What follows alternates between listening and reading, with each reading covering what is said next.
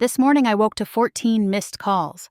Mom, Dad, Livia, 2 unknown numbers. 2 weeks ago they watched me leave without blinking. Now they wanted me back. 2 weeks earlier, Livia was live on the cream sectional, ring light bright, voice sweet.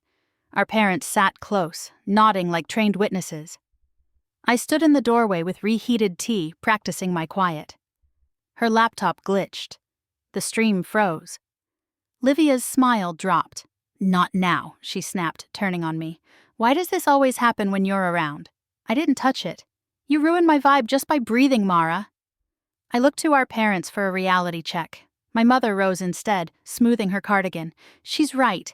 Every time something good happens, you find a way to ruin it. You've ruined her life," she said. "You've ruined ours." My father said nothing.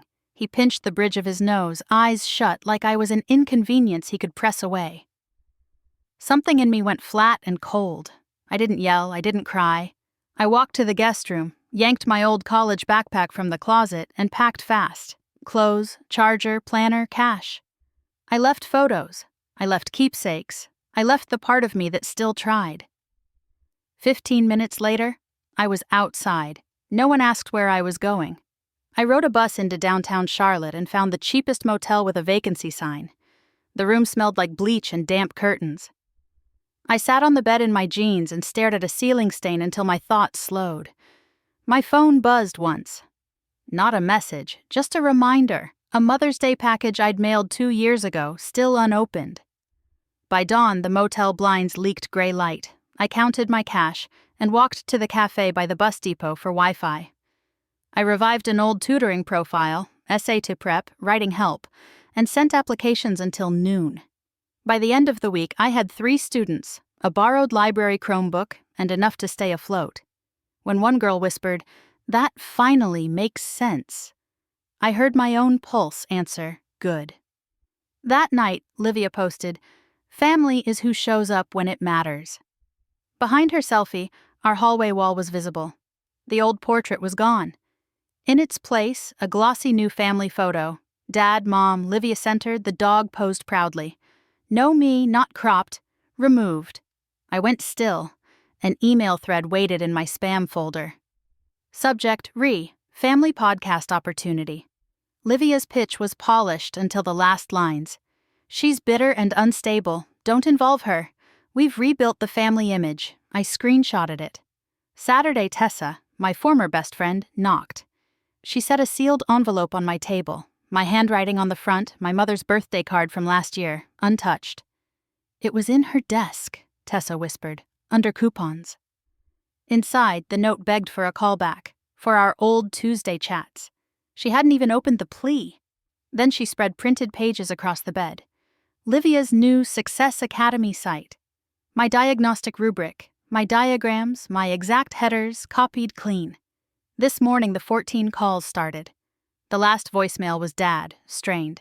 "Your sister's being accused of plagiarism. We need you to fix it." I opened my laptop, hunting for proof, and found a folder I'd forgotten. Eleanor, legal. Inside waited a scanned will, my grandmother's signature steady as a promise.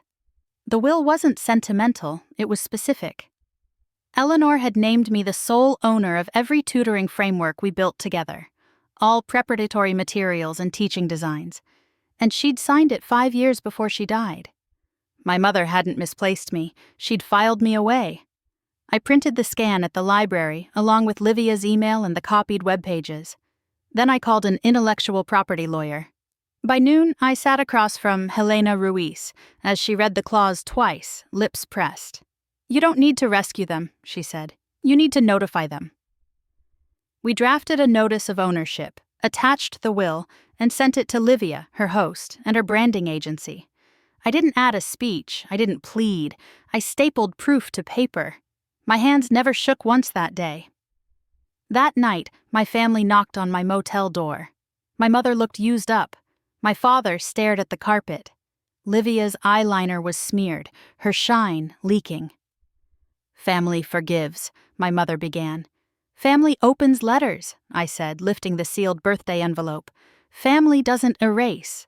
Livia flinched when I slid the printed screenshots into her hands. "Fix it," she whispered. No, I told her. I'm fixing me. 2 days later, her site went dark, pending review. My tutoring page stayed up. I signed a lease on a small room with a lock and a window. When a settlement offer arrived, money for silence, I fed it through my shredder and listened to it become confetti. On my new desk, I taped Eleanor's last line, "You will build what no one sees today." I did. And for once, my name stayed in the frame.